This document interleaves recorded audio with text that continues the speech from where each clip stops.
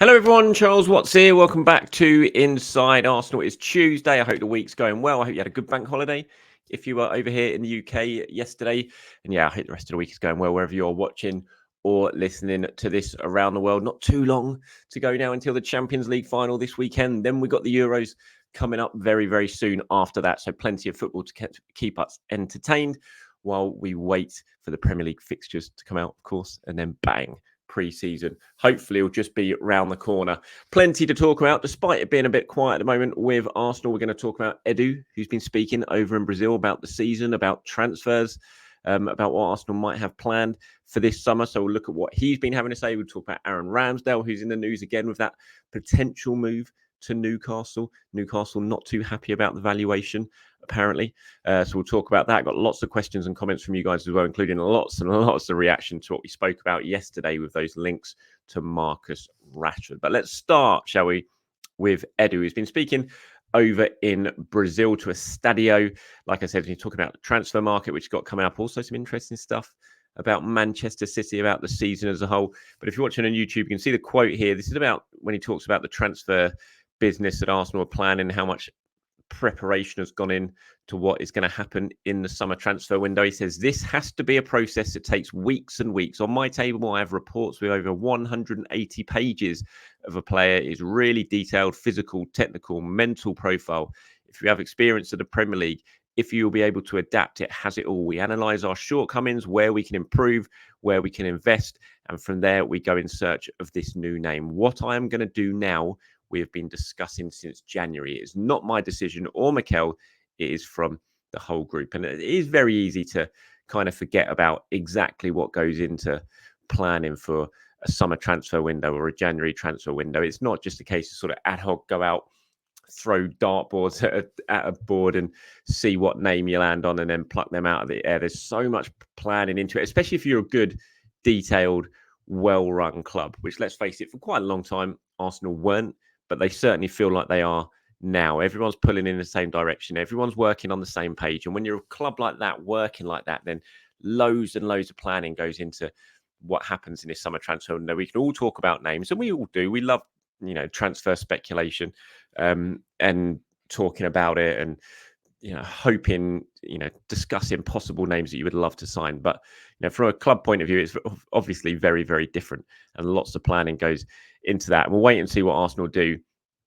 What they've done in the last few windows, the overall, not, they haven't had a 100% success rate. Of course they haven't. No club's going to have a 100% success rate when it comes to transfers. You're going to have hits and you're going to have misses. What you aim to do is have more hits and misses. And if you do that and you consistently do that, then your squad is going to, the trajectory of the squad is going to go that way. And you have to say Arsenal's has certainly gone that way since Edu and Arteta got together and started really planning what happens in these transfer windows. And fingers crossed, the same thing will happen this window. And I think what the pair of them, and I've spoken about this before, what both of them have done and the work they've done and the squad Arsenal have now compared to the squad that they had not too long ago, you have to have trust in what they're going to do this summer window. Whoever they go out and sign, whatever areas they go out and strengthen, you have to have trust that it is largely going to work, because that's what their previous record tells us. He also spoke a lot about the season. He said it's a very strange feeling, very strange, because we ended the season with a feeling that we had done everything very well, from recruitment and objectives to contract renewals. Mikel did a great job and achieved his goals. We did everything we could, but it wasn't enough. There is frustration, but there is also a positive feeling that the process was done well. The work was excellent. I don't think anyone can sort of disagree with those sentiments. And I know there was a real sort of sense of mixed feelings around the club, not just from the club, not just from insiders, but fans as well. I think that was the overriding feeling at the Emirates on that final day after the Everton game. Obviously, so much disappointment at not managing to win the league, but also a realization that you really couldn't have done much more. Yes, there's some games you can look back on with a bit of disappointment, of course, the Villa games, the Fulham games, of course, but largely on a whole, when you look at what Arsenal did last season and the numbers they hit and the records they broke, it's very hard not to think we've done pretty much everything we could. So there is that sort of mixed feeling about it. I know for a fact afterwards, Mikel, the sort of club staff, players, and everyone got together on that Sunday after the Everton game and had a bit of, sort of send off gathering. And I know that Mikel was speaking there, and he was talking about the mixed feelings that he had, because he knew that the club had done so well and that the team had achieved so much and had hit such a height. But ultimately, you want that trophy. And so you sort of look at what Edu's been saying. I know what Mikel's been saying as well. And there is a real sort of feeling of mixed emotions on what Arsenal achieved this season. Again, about Manchester City, this was interesting. He says, there are things, unfortunately, I cannot say what I feel. But all the credit in the world goes to Pep for the coaching work and what he's been doing since he started his career. I even joke with my son that I want to see if he's really good at rugby. It's a joke I make, because he's already won everything in football, winning all countries he has been. He deserves a lot of credit. And this is kind of how I feel with Manchester City. I think you've got to, in a way, you kind of separate the two. And I know one thing leads to the other. So we'll wait and see what happens with 115 charges. And if they're proven to be correct, then you kind of look at the empire that they've built, and it would have all been built on what they'd proven to be guilty of, and because that's where all the charges came from at the start, and that's how the empire's been built, because it's been built on fake numbers and all that sort of stuff. If, of course, they found guilty. At the moment, they're saying they're not guilty, and so you can say it's all linked, obviously. But I also think you do have to look at what Pep's done and what he's done with these group of players. And from a footballing point of view, he's an amazing manager, the best there is out there, an absolute genius. He gets the most out of his players. The hunger to keep coming back and doing it season after season, what they've done, 4 titles in a row. So from that point of view, from a purely football point of view, it's amazing what they've done. But as Edu sort of hints at the start here, he says there are things that unfortunately I cannot say what I feel. And that's understandable, because I think everyone's got the same feelings when it comes to Manchester City, whether you're a fan watching from afar or whether you're a football director working in the game and certainly trying to compete with Manchester City. I'm sure there is just an overriding feeling of frustration and wanting an outcome to these charges. But yeah, I thought some interesting stuff from Edu over in Brazil. Well, let's talk about Aaron Ramsdale now, shall we? Daily Mail running a story that Newcastle are potentially looking at is James Trafford over at Burnley as another goalkeeper. They are interested in Aaron Ramsdale. We know that. There's been long-running interest from them. But in that story from the Daily Mail, when they're talking about James Trafford, they say that the valuation of 30 million from Arsenal, Newcastle are not very keen on. And this goes back to what I've spoken about in previous videos before. And I know a lot of you sort of got on my back about it and saying, "Oh, he no more than it's got to be 30 million." And I agree 100%. Arsenal should not be losing money on Aaron Ramsdale, because you look at what the goalkeeper he's turned into since he's arrived at Arsenal, the heights that he's hit, the quality he's shown. Then they should absolutely be making their money back on what they paid for Aaron Ramsdale. But I do think it's going to be relatively difficult because of the situation that they are in, because clubs know that Arsenal kind of need to sell Aaron Ramsdale or want to sell Aaron Ramsdale. When you're in that position, whether it's a footballer, whether it's a house, whether it's anything, when the buyer knows that you're in a pretty, not desperate, it's probably the wrong word, but you are very keen to offload something, they're going to try and get it for the least amount as possible. And I think that's what we're seeing potentially with Newcastle here, and what we'll see with any other teams that come to the table when it comes to Aaron Ramsdale. It's going to be really interesting to see how Arsenal play it. Do you drag it out? What do you do?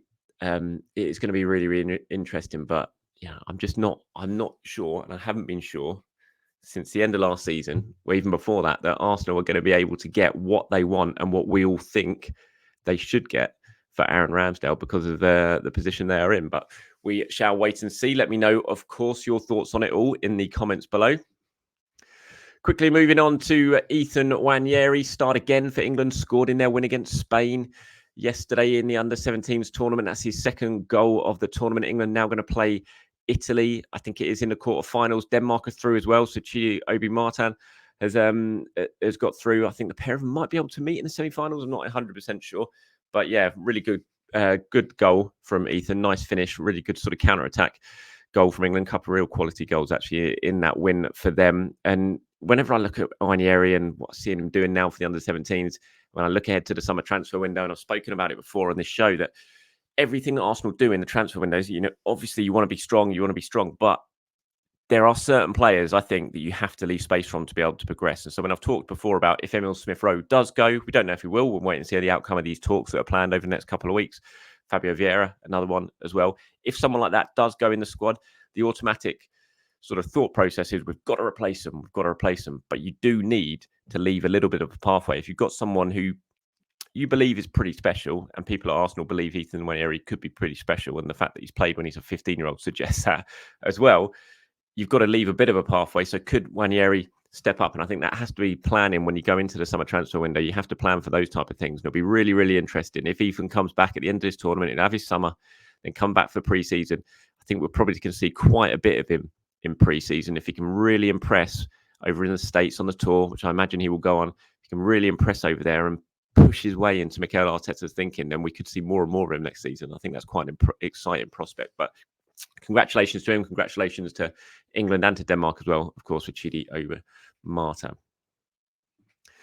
Right, we had so much reaction to Marcus Rashford yesterday in the discussion we had about him and the rumours doing the rounds with Arsenal and Marcus Rashford. I've got a couple of pages of slides here to share with you. Harry, first of all, says, do not sign Rashford. Inconsistent and far too much money. So many more options out there. United will be desperate to get rid. Agent hyping. Alan Irvine says, Arteta gets his best form.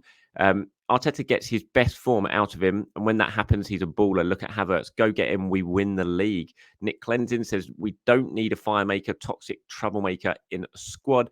The Brotherhood 5322 says, if you can't get motivated to play for your childhood club, you can't get motivated to play anywhere. No thanks. The V-Man here says, I understand the massive potential that Rashford offers, but for the enormous cost, both in transfer fee and wages, combined with his questionable attitude, he's just way too big a risk. We can't afford to make that kind of mistake at this point in the project. That money can be better spent elsewhere.